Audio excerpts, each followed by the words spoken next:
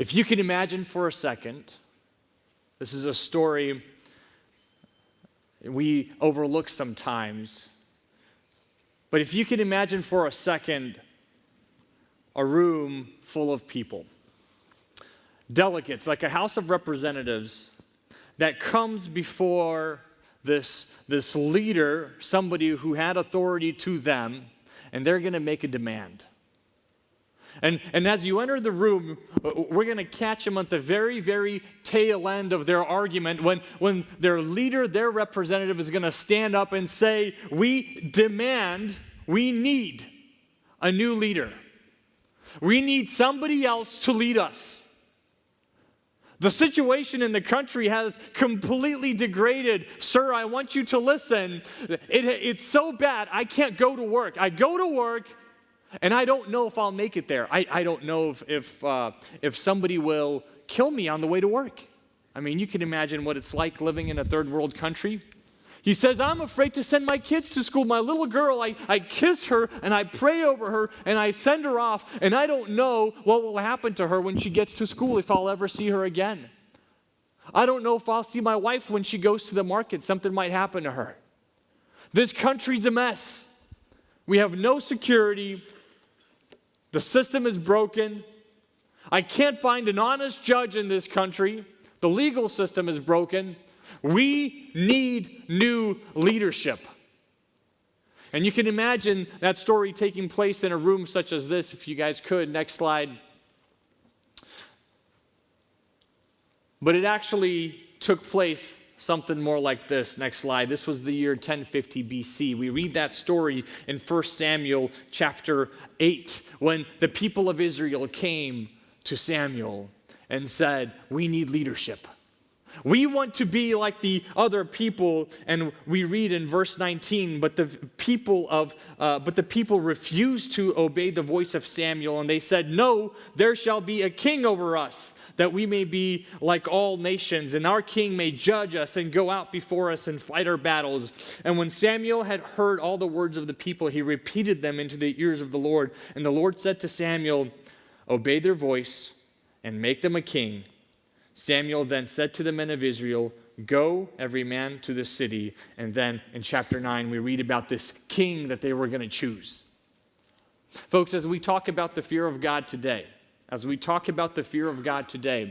there's a very important point that I want to impress on you. What you fear is what you will obey. And we see that from this very beginning, where these people that are afraid are going out, and we can see in that verse that God says, just obey them at this point. They're obeying, they want to obey this king, they want a new leader. Fear creates action. Fear creates action.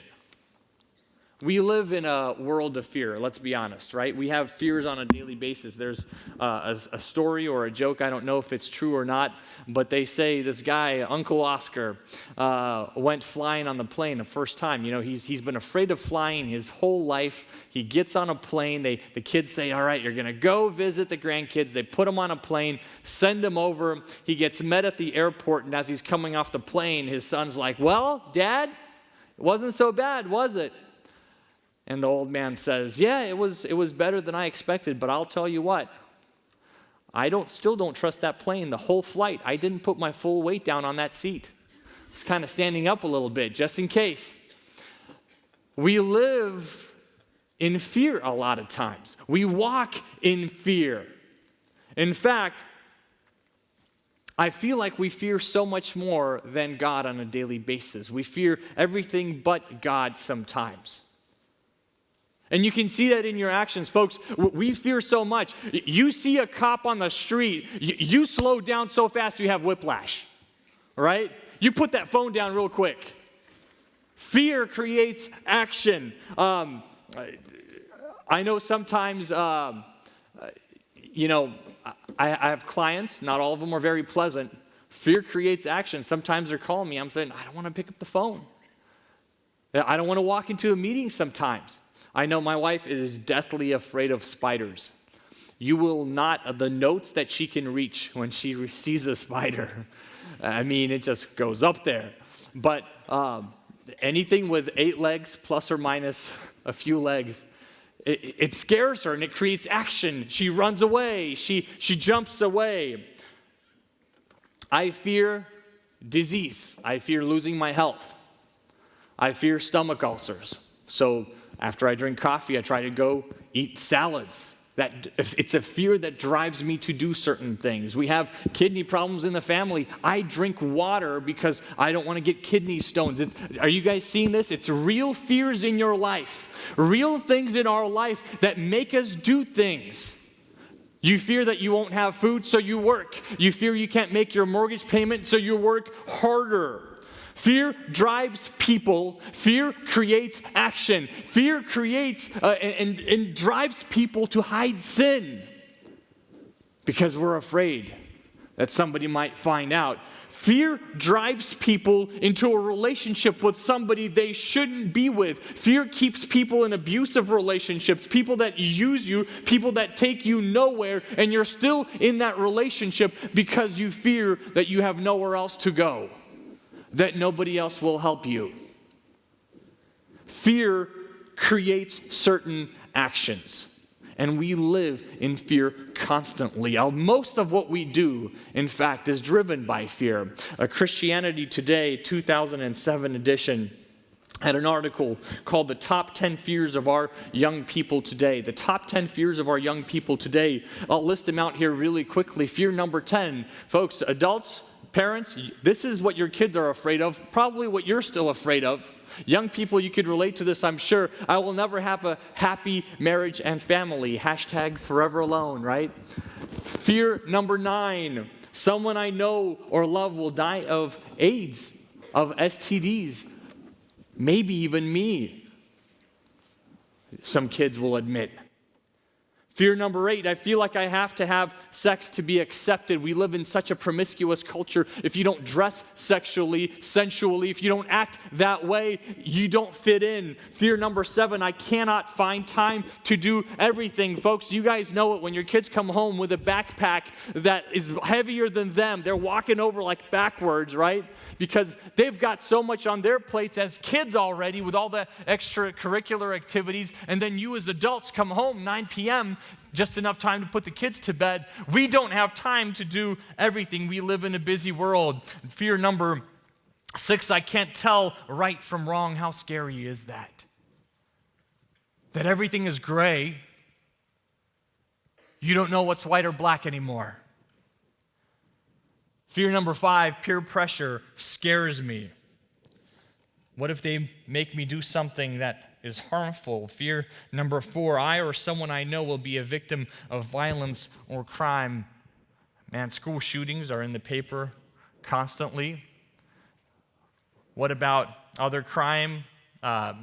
Stealing. I mean, we had just in our apartment building a few months ago, the father that just killed his 3 kids, almost killed his wife.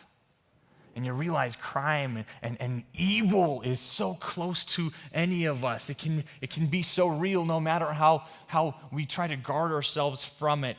Fear number 3, I will not be able to make it financially. The fear of success. What if my neighbor makes more than me? Fear number 2, I can't get a good education. Fear number 1, something bad may happen to my family. But number 1 fear, I have all these people I love that love me back. What if I lose them? What if I lose the people that matter most to me, the people that care about me? What if there will be nobody left to care for me and for me to care for? I'll add to this list, I see it so often. Ladies, what if I will not be loved? What if I am not worthy of being loved? And it drives you to certain action. Well, I've got to look better then. I've got to act a certain way. I've got to earn that love.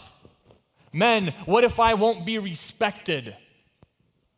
So I'll demand that respect. I will make them give it to me. I will fight for that respect because I deserve it. I need it. But what if I won't be respected? I think if we look at our life today, if I look at my life today, folks, I realize that there are a lot of things on a day-to-day basis that my actions would say I fear more than God. There's a lot of action in my life because that's how you measure it. Look at the actions in your life, and you will realize a lot of those actions stem from fear, all kinds of fear, but not from the fear of God. We do everything but fear God. Man, our heart says, we say, yeah, I fear God, but in reality, you begin to see that, man, maybe my heart is not one of fearing God, but of manipulating God, of placating God, of using God as an emergency parachute of stringing God along, respecting maybe God, but not fearing Him, because we fear everything else. We go back to the story, and I really believe that these are the same fears that the people of Israel had. That list of 10, beginning with number 1, what will happen to my family? If we don't have new leadership, Samuel, you've got to get us a king, because I'm afraid of everything but God, so I need a king to protect me. And Samuel says, all right, I'll get you a king. And you will get a king that is just like you. You guys are a people that are afraid. I will give you a king that is just as afraid as you are. You deserve it. If you're taking notes, the second point is this: those who don't fear God will fear man. Those who don't fear God will fear man. And I want to speak directly to King Saul here. God gives him a king. King Saul, taller than anybody, big dude, strong, small tribe, small family, but just very powerful when you come up to him and you're thinking, dude, this guy is David Slobodenko in the room?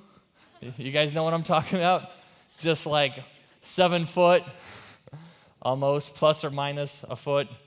But just a big dude, right? 1 Samuel 15:24. Saul said to Samuel, King Saul says to Samuel, confronted with his sin, I have sinned, for I have transgressed the commandment of the Lord and your words. Listen here. I feared the people and obeyed their voice. I feared the people and obeyed their voice. And all of a sudden, you see this big, powerful dude. And nothing of substance inside. Just fear inside. Oh, I didn't fear the enemy, the people that could actually kill me. I didn't fear God, obviously. I didn't fear his prophet. I feared the people. I wanted to be respected. I wanted to be liked. I feared that I would lose that. And so I disobeyed your voice, God, and I obeyed their voice, because if you don't fear God, you will fear man. And if you look at Saul's history, folks, you just go through Scripture right now. I'll give you a couple of instances. Look at the fear that Saul lived in.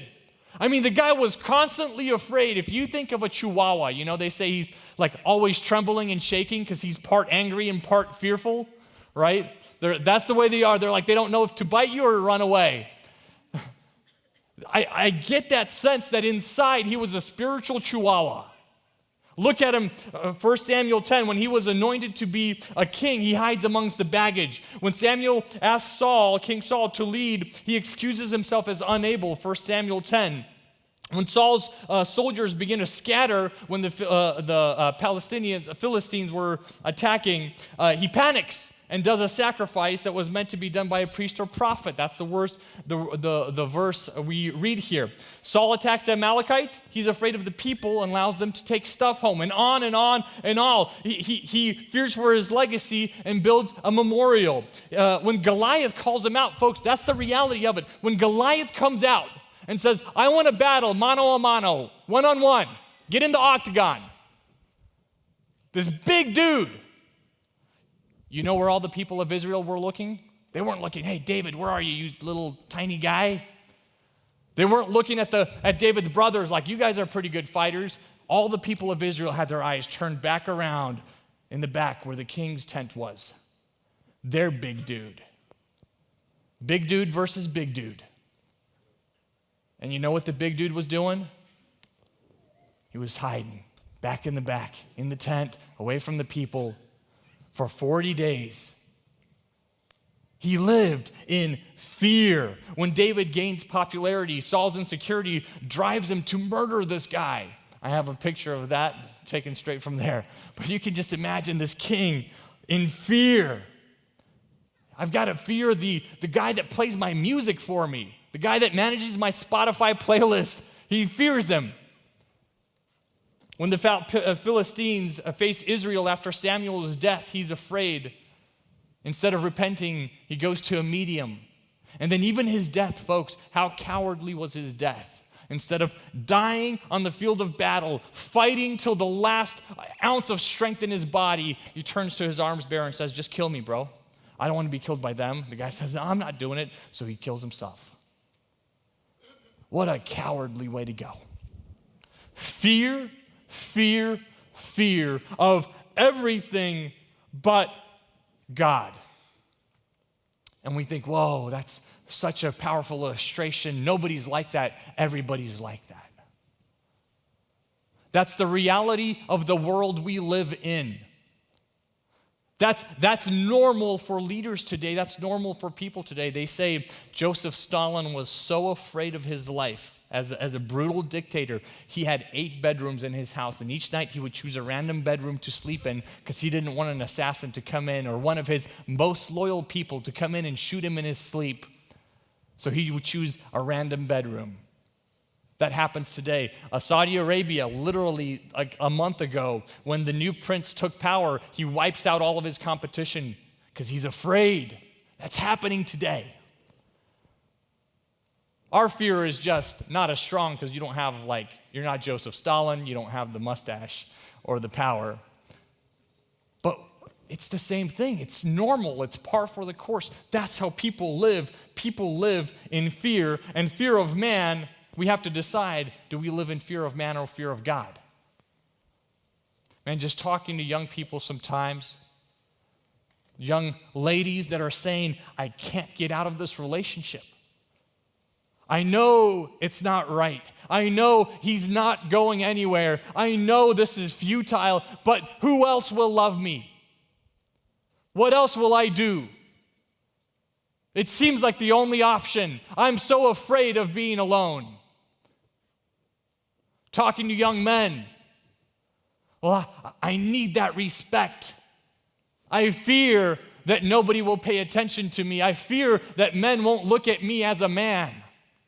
So I do this and I do that, and I sell stuff that I shouldn't sell or buy stuff that I shouldn't buy and be where I'm not supposed to be because I've got to prove that I'm a man. And then we're all afraid that somebody will find out. When there is no fear of God, there is fear of man, fear of what's happening in this world. The third point I want to impress upon you is this: you obey what you fear. You will obey what you fear. I remember when I was mid-teens, tough time for those of you that have been through it. For those of you that haven't, you're still 10. You're good. You'll face it. But I had this distinct impression. I don't remember if it was a sermon. But for a while there, I lived in fear because somebody somehow had impressed upon me that everything I do, every single thing I do, my grandparents could see. And everybody else in our church that died. And so as people that I know died, the audience grew bigger. And they would see everything that I did, good, bad, and ugly. And folks, for a while it helped. Because if my heart was overtaken with sin, and before I would take another step, I would think, oh, my grandpa's looking at me right now. How disappointing. Now, I was already in fear and in shock that they knew my history prior to that. But I would stop. I can't do, I'm sorry, Grandpa. And I was afraid of them, but I wasn't doing it because I was afraid of God. Again, that fear, I obeyed it. I acted because of that fear that somebody would see. And all the dead people that would, all the former pastors and the saints, Apostle Peter's looking at me right now. I can't do it. But I wasn't afraid of God himself, who had always been there and always known and will know in the future. I obeyed what I feared, and it wasn't God. Folks, when there is no fear of God, there is disobedience to God. When there is no fear of God, there is disobedience to God. As King Saul shows, your small insecurity becomes great disobedience. Small insecurities become great disobedience. King Saul was not a bad king. He wasn't inept. He was fairly successful as a king. God gave him a lot of great tools and gifts to be a good king. But fear drove him from greatness. Fear kept him from being obedient. Fear kept him from so many blessings. Who do you fear? Who do you obey? And who has become your Lord? And I say that because what you fear is what you obey, and what you obey is your Lord. And you say, no, God's my Lord. No, he's not. Not if there's not fear and obedience there. You know who your Lord is? Your social media is your Lord, because you fear for what people will say. You know who's your Lord? Your friends are your Lord. You worship them. You're afraid of what they will say and think and do when they find out that you're a believer, when they find out what you believe in, or perhaps not believe in. You know who's your Lord? Perhaps it's financial security. Man, you worship that. But they're certainly not God. Here's a very popular one. So many people today worship the Lord of your happiness. Of, I want to do what's good for me, what's fun for me. I'm going to travel the world. I'm going to see all this stuff. I'm going to be with all these people. And it's about me and making me happy. As long as I don't hurt anybody else, that's not what life is about. That's not at all what life is about. And we fear, Luke 12:8, and I tell you, everyone who acknowledges me before men, the Son of Man also will acknowledge before the angels of God. But the one who denies me before men will be denied before the angels of God. As the Lord says, that's the way it is. Your fear is disobedience. Your fear is disobedience. And we fear all the wrong things. There was a story about a knife thrower. You guys know what knife throwers are? I don't know. Like, circuses are not common every day. I get it. Maybe you see a knife thrower when it's like kids fighting and they're... You guys have that at your house? Throwing knives? Hopefully not. But you go to a circus and there's a knife thrower and he's got an assistant that he throws knives at her and they land all around her and hopefully he doesn't hit her. And so one guy says, I'm watching this show at the circus. The guy's flinging knives at her, missing her every time, thank goodness. And then all of a sudden she screams and falls to the floor and everybody's like, oh my goodness, the paramedics run out. And they discover it wasn't a knife, it was a spider that ran up her leg. And I think, man, you're kind of afraid of the wrong thing. Like the guy's throwing knives at you, but you're afraid of the spider. And then you look at our life and you realize we're kind of afraid of the wrong thing.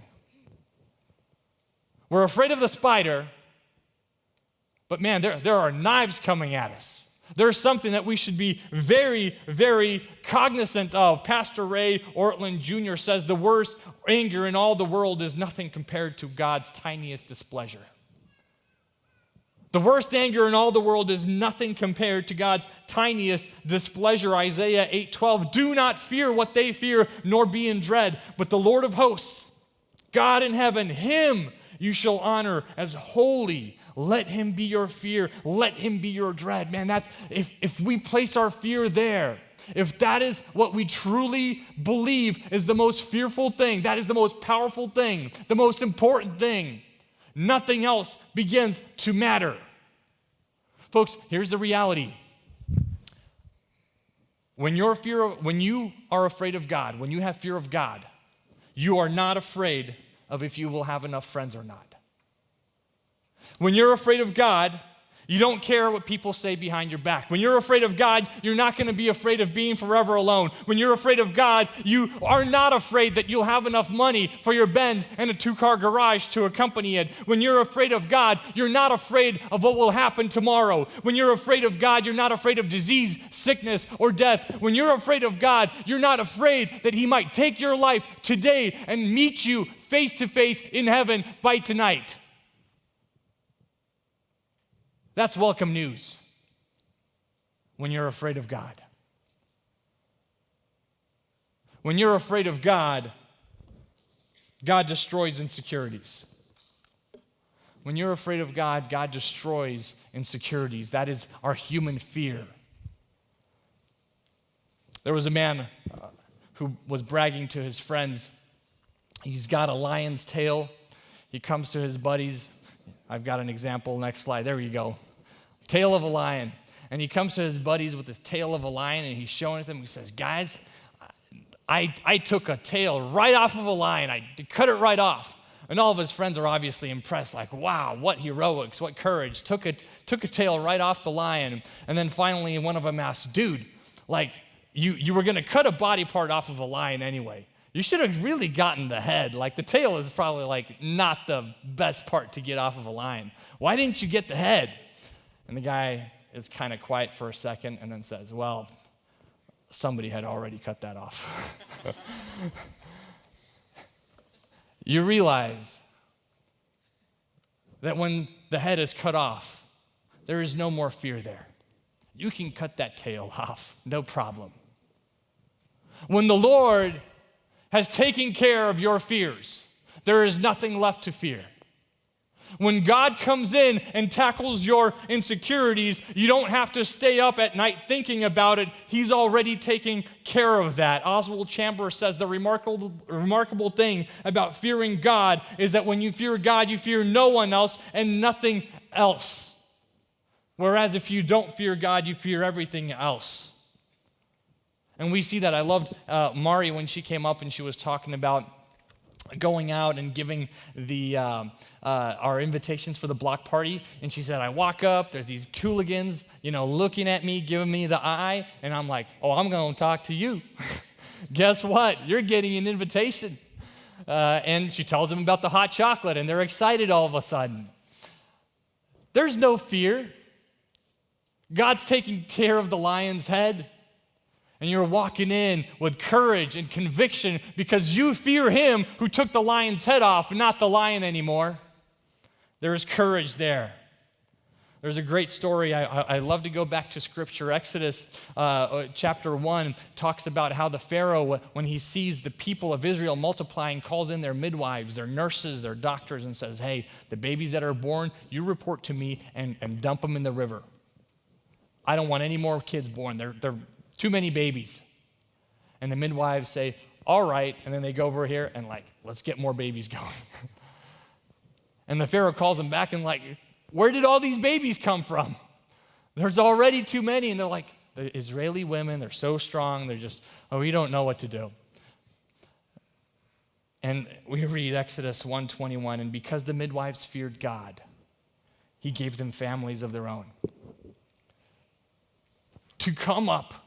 And again, folks, this is not like, hey, Donald Trump, I'm not going to listen to you. You come up against Saddam Hussein, the guy that literally makes people drink gasoline and shoots them with an incendiary bullet to watch them blow up, right? The guy that will torture you to death. And you come to them and say, I don't fear you.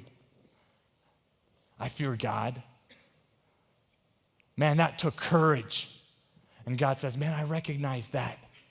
I recognize that you fear me more than anything else, and he blesses them. We have an extended time of prayer today, but before we go into that, I want to leave you with 3 more points, and this is very, very practical. 3 facets of what it means to fear God in your daily life. 3 aspects of what it means to fear God in your daily life, and I'm going to try to encompass it in 3 words, if you will. Make it very easy. And the first word is this. The number 1 way that you can fear God in your daily life is in utter, absolute awe of God. To be amazed, to be intellectually, physically, emotionally, spiritually blown away by who God is. The only way I can describe this is, and that's why I put the picture of the night sky. I don't do it so much anymore because of the light pollution, but I remember as a kid, you would go out on the field and just lie down and look up. And after a minute or 2, you kind of lose sense of where you're at, and you realize at night that as you're looking at that sky, if it wasn't for gravity, you could just float out into the stars, just float out into space. That's what space looks like right there. And there's nothing holding you between this and that other than just a little bit of gravity. And now you're just kind of holding on to the grass. And you think about all the stars that God created out there. Folks, we don't believe in an old man in the sky somewhere. We believe in a God that is trans-universal, that spans all of that being out there that's beyond immense. And you think about all that he's created out there, the stars, the galaxies, the superclusters of galaxies, all of them out there that we've yet to discover. And in my mind, I'm thinking, God, that's all extra. Like, you didn't have to create that. Like, we would have been fine with just the solar system. He created all of that so that we would again and again understand that as we discover more, we've discovered nothing. There's still more to discover to illustrate to us how just completely tiny we are, practically meaningless if it wasn't for God. And we will keep discovering for millions of years. And he made that. Man, he was there at the beginning when all of that formed, however all that happened. Man, that's his deal, but that's all his. And you just stand before that as you would before a hurricane, a tornado, something that has the force to wipe you out in an instant, and you just say, I am in awe of that. We'll be looking at several Psalms, but I want to read also Romans 1:20. For ever since the world was created, people have seen the earth and sky. Through everything God made, they can clearly see his invisible qualities, his eternal power, divine nature, which is perfect. So they have no excuse for not knowing God. Romans 1:20. There was a story that I wanted to share with you guys really briefly.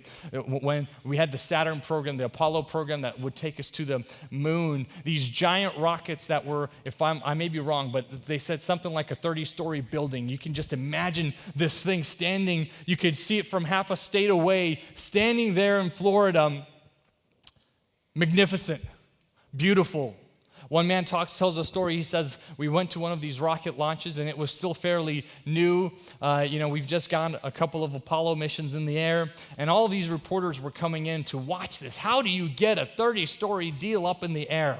How do you make that thing fly? And everybody's joking around and poking fun at the NASA space program from a safe distance away, and joking and getting wasted. The bars are full. It's entertainment. And then that night, the countdown begins. 5, 4, ignition, 3, 2, and you see that spark in the distance. And the flames shoot out and then the clouds, and it's dead silent because it takes the sound just a couple of seconds to get to you, and then the whoosh and the thump as the sound just blows you off your feet from across the water. And you see this thing begin to rise, the power, the deafening sound as this thing lifts into the air, and a minute later it's gone. And there's dead silence. And no more joking, and no more poking fun as the men file out open the car doors for the ladies. Everybody talks in hushed whispers and drives away quietly in awe of what they've just seen. And that was just something people made.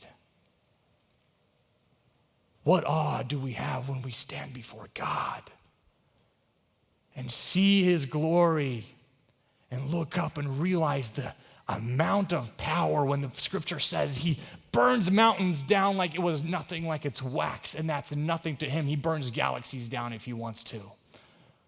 And that's the God we worship.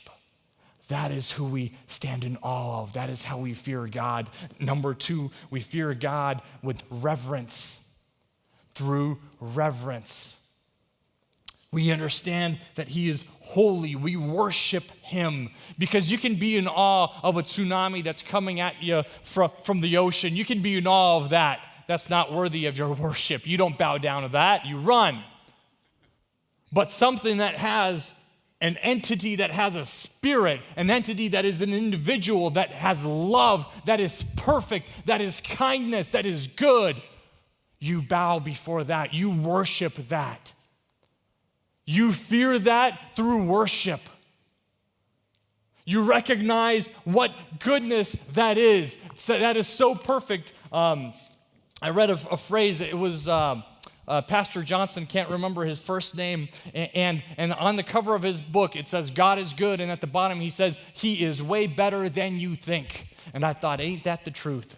You think God is good? He's better than that. You say God is perfect, whatever you're imagining in your mind, he's way better than that even. You say God is love, he's way better than what you can even imagine true love is like. That is what we worship. And that is why we go back, John 3:16, for God so loved the world that he gave his only begotten Son, so nobody should perish, but those that believe will be saved. Man, that is why I put the cross there, I put the crown of thorns there, because should not that be worship, that God would do such a thing as come into this world to become a man, which is already humiliating, and then to die because you're not perfect and I'm not perfect. In fact, we're rebellious, and he would die for you and me. Should we not fear that God? Should we not bow before him? Should we not worship him? And finally, number 3, we fear God by fearing to disobey him, fearing to dishonor him. Through our obedience, we show that I am afraid of dishonoring you, disobeying you, Lord. I think about King David. Yes, after King Saul, there was a King David. Somebody who didn't fear the people. He didn't fear Goliath because he feared God. And one of my favorite psalms that he's ever written, I remember my dad teaching it to me as he himself was learning scripture. This is one of the ones that he taught me. In Psalm 139, he ends with such words. Folks, can you imagine the gall, the guts you have to come to a God that is so immense, so perfect, so righteous, that will execute you because he's justice. We deserve that death. Each one of us has sinned. We know that is truth. And he comes before that God and says, you, God, who is perfect, search me. Know my heart. Try me and know my thoughts. Test me, God. Put me to the test. And everything that is evil inside of me, burn it away. If you see, if there is any grievous way in me, take it out, find it, and lead me in the way of everlasting. What kind of guts do you have to come to God and say, if there is sin inside of me, burn it away. Put me through hell, through fire, whatever it takes. Burn it away from me. I am afraid of you. I'm afraid of disobeying and dishonoring you. I'm not afraid of the pain. That intense love that David had for God, that intense fear he had for God. We read in Deuteronomy, the fear of God was to follow the commandments, to pursue him. And when you can't follow the commandments, so as we've all transgressed, it is to come before him and say, Lord, you know it. You know what's inside of me. Find it and burn it.